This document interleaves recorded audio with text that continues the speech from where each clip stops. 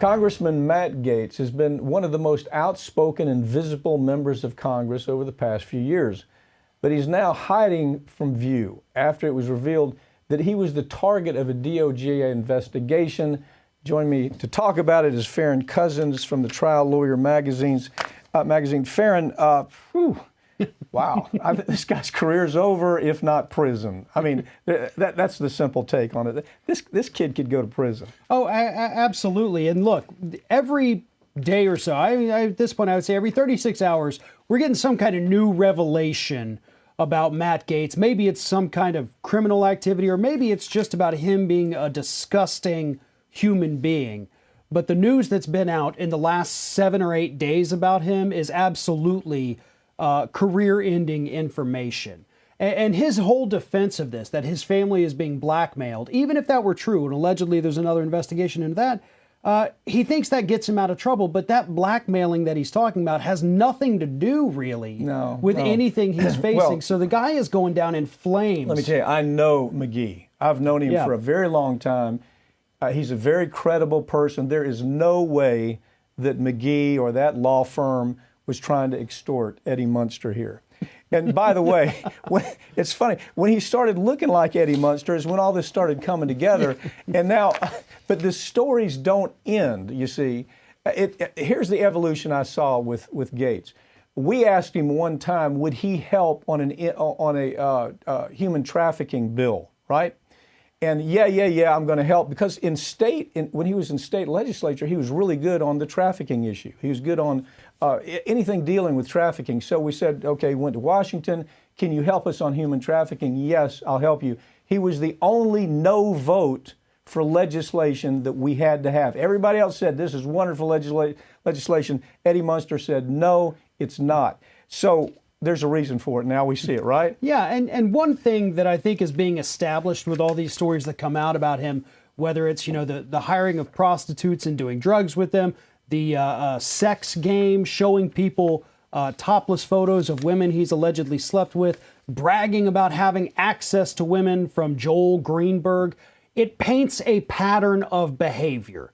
And if you were trying to build a case against this guy, the first thing you would want to show is that this is in fact a pattern. This has followed him around for his entire adult life. He did it in the Florida State Legislature with that weird little sex game they played. He's done it in this, the U.S. Congress, bragging to members, showing them pictures. You have them now coming forward and telling these stories.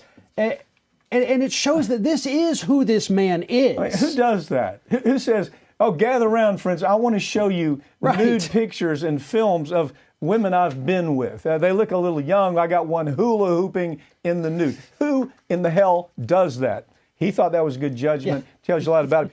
Changes made to Title IX under former Education Secretary Betsy DeVos.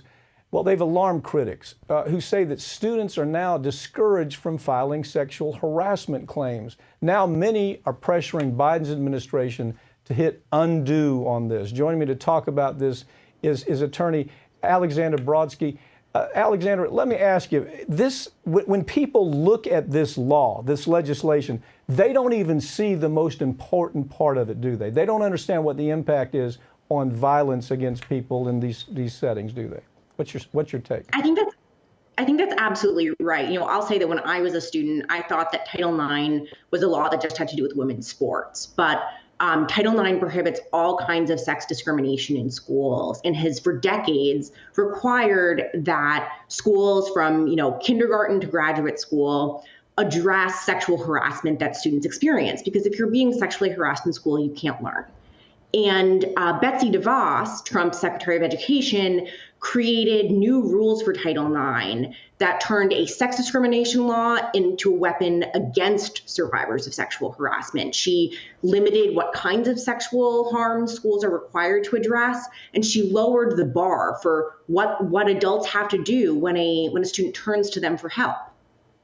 Well, hasn't she really shifted the burden here? I mean, isn't that what it is? You're making a claim. There's been abuse involved. You have a very clear claim, but she has shifted the burden to the person who's the victim now, hasn't she? What I think that she's really done is she's lowered the burden on schools. So what she's done is said that there are fewer kinds of sexual harms that schools have to respond to. And that when they get that complaint from a child, rather than acting in a way that is prompt and effective, which is what administrations required, both Democratic and Republican administrations required for decades before, now all a school has to do is not be, quote, clearly unreasonable. And what that essentially does is it gives schools an incentive to avoid learning about sexual harassment. And then it basically says, so long as they do something when a student reports, that's going to be enough. They're going to be off the hook. And one of the things that really saddens me is that students used to be able to turn to the Department of Education for help if they felt like their school had mistreated them when they had filed a complaint of sexual harassment.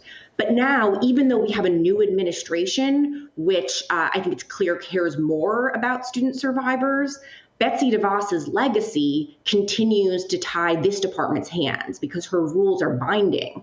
And so even if everyone at the Department of Education agrees that a school hasn't done enough to support a student survivor, they have to follow Betsy DeVos's rules and let the school off the hook.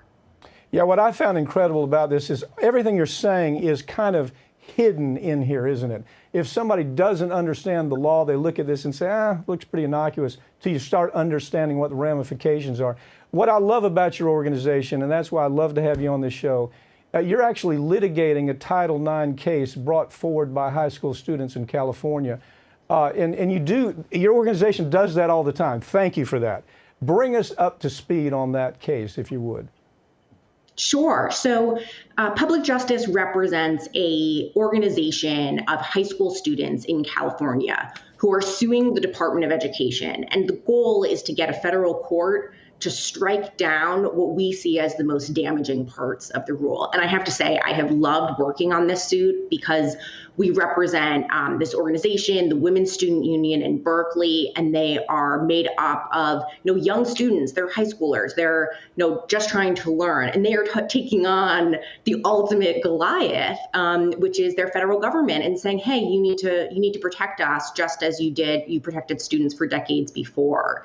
And one of the things that we're also excited about with this lawsuit is that it's the first one to focus on how DeVos's rules impact K-12 students. So a lot of public debate about sexual assault, sexual harassment in schools focuses on colleges and universities. And it's certainly true that there's far too much violence and in higher education, and that schools are often not doing enough. But I have to tell you, K-12 schools, when we're talking about true children, those schools are years behind colleges and universities. A lot of them don't even think that they have to do anything when a student turns to them for help. And so we're really glad that this lawsuit can shine a spotlight on the specific impact of these regulations on younger students who, in truth, are much more reliant on their adults in their lives, adults in schools, to do right by them. Well, we're out of time, but I bet you would agree with me that the Biden administration, they need to take action to amend the changes that are made this Title IX. They need to do it now. Anyway, thank you for joining me. Thank you for being in that fight, and I hope you'll come back. Thanks for having me.